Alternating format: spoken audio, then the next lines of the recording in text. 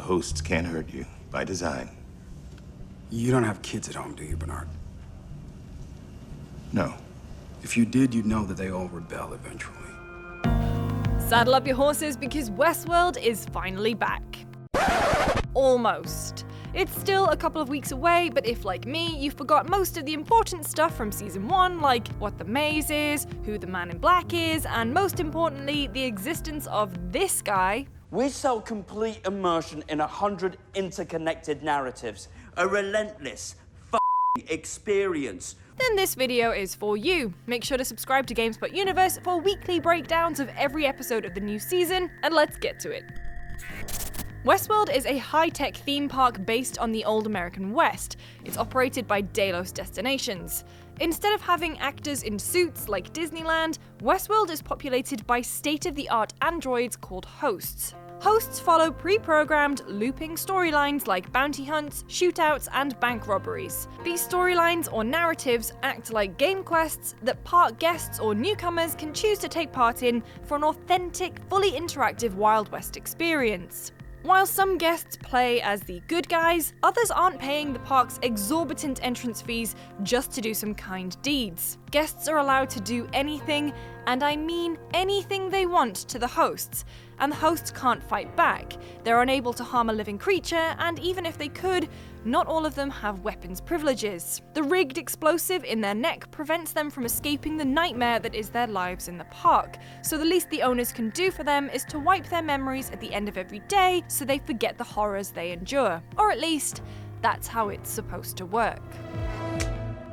But we'll get to that in a bit. Just to confuse everyone, Season 1 of Westworld was told through interconnecting timelines. For simplicity's sake in this video, we'll go through the events of the season chronologically to untangle each narrative as best we can.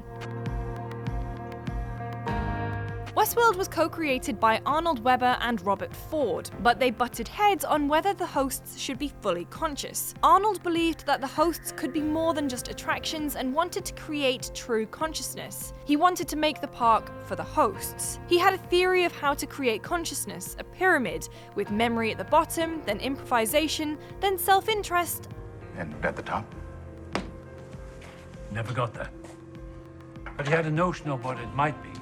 He based it on a theory of consciousness called the bicameral mind, which proposed that early humans believed that their thoughts were the voice of God. Arnold thought that this could be applied to the hosts, that they could listen to their programming as a sort of internal monologue and use it to bootstrap real consciousness. He realized that the path to consciousness wasn't as straightforward as a pyramid, but it was more complex, like a maze. After the death of his son Charlie, Arnold withdrew into his work, becoming close to one of the hosts, Dolores. He gently guides her through the maze, a representation of his theory to create consciousness, which she eventually solves. Realizing that it would be deeply immoral to open Westworld as it was intended, as the hosts had the capacity to be conscious beings, Arnold programs Dolores with the behaviors of a homicidal character they'd been developing named Wyatt, and commanded her to go to the town of Escalante, massacre all of the hosts, and kill Arnold, a real human being, hoping that it would cause enough controversy so that the park would never open and his surrogate children would never suffer. However, his sacrifice is in vain. The park still opens, but it's not successful, and it's in dire need of financial help to keep running. Which is where William and his brother-in-law-to-be, Logan, come in. Both are high-up executives in Delos and are considering increasing the company's investment in Westworld,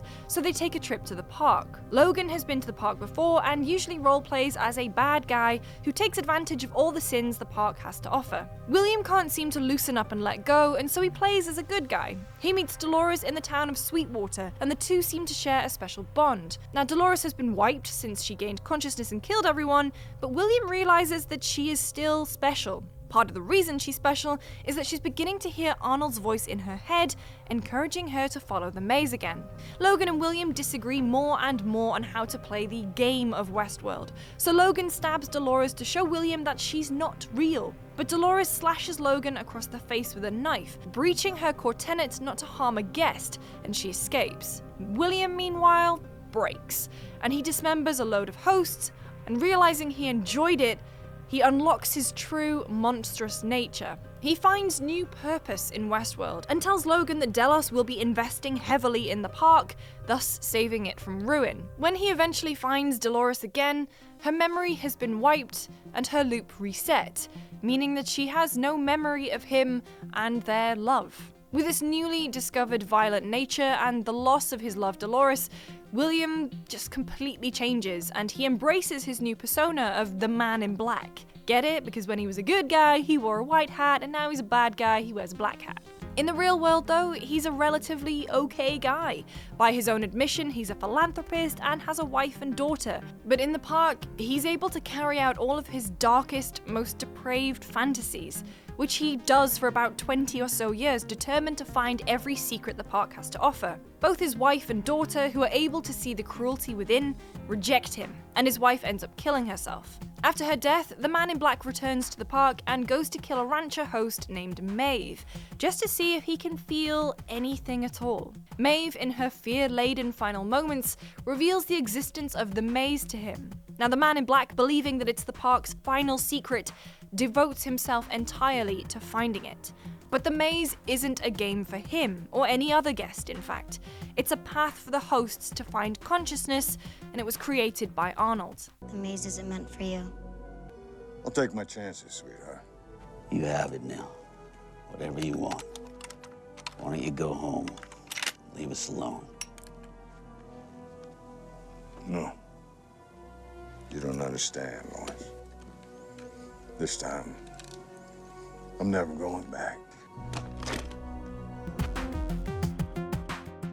The present-day timeline takes place 30 or so years after Arnold was killed. The park is now hugely successful. Sizemore, the head of narrative, is working on a bold new storyline to entice new and old visitors alike, and the board are trying to oust Ford from his position as the park's director, seeing him as a problem. They are right to see him that way. See, while Arnold believed that they'd created true consciousness, Ford didn't agree with his partner.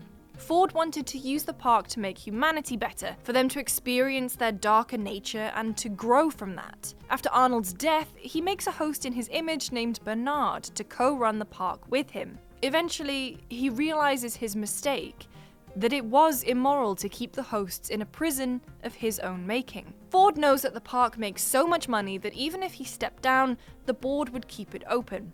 Realizing that no one can help the hosts when he's gone, he leaves the park running so that the hosts have time to study their enemy, humans. He also spends years slowly giving the hosts the tools they need to gain consciousness, rise up, and take control of Westworld. One of these tools is reveries, a class of gesture added in an update that increases the believability of host behavior. Every time the host memories are wiped, the deleted files remain in their system until they are overwritten. They're just not accessible. Reveries would allow them to subconsciously access these files and for these memories to surface as subtle gestures. However, in some of the hosts, this update means that they begin to remember the horrors inflicted upon them. Like Maeve, who has a new storyline as the Madam of the town's brothel. But after the update, she begins to have flashbacks of her old narrative and her daughter. She begins to question her reality and one night wakes up on the examination table behind the scenes of the park as two technicians are fixing her up. She sees the secret workings of the park, including the dead bodies of other hosts, and realizes her life is fake and that she needs to escape from Westworld.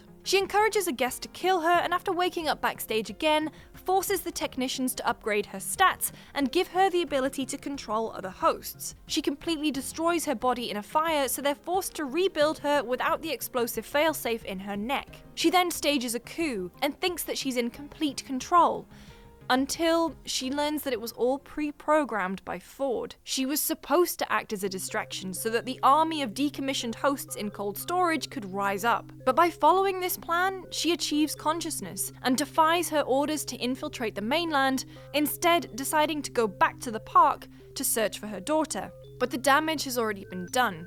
Ford's grand plan, his final narrative, is in motion. The park is in chaos. The new Reveries update sends some hosts insane, and by stopping Sizemore's new narrative from going into production, and by implementing his own, storylines and loops fall into disarray. Some of Westworld's employees know there's something going wrong in the park, but are too late to stop it. Elsie from the behavior team follows the trail of defective hosts, only to be eventually stopped by Bernard. It's unclear at the moment if she survives. Teresa, the park's head of quality assurance, was always concerned about the Reveries update and the anomalies that are happening in the park. She works with Charlotte Hale, the executive director of the Delos board, to try and oust Ford, even going as far as smuggling data about the hosts out of the park. But Ford orders Bernard, who is actually her lover, to kill her.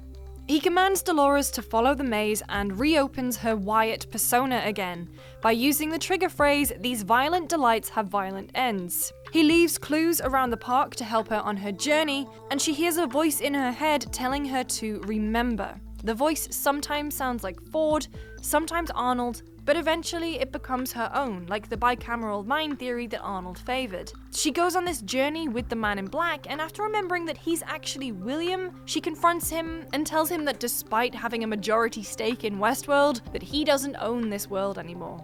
But really, she's not just referring to William, she's referring to humanity. She then takes part in Ford's final narrative, Journey into Night, in front of the board members, but she gets injured in the process. As they all applaud, she's taken to a remote diagnostic facility where she meets Ford and confronts him for all that he has done. Ford reveals that the true path to consciousness involves pain and suffering, something the hosts have experienced in abundance. She finally realizes that she has once again reached consciousness and kills him in front of the gathered guests from the board. The uprising has begun.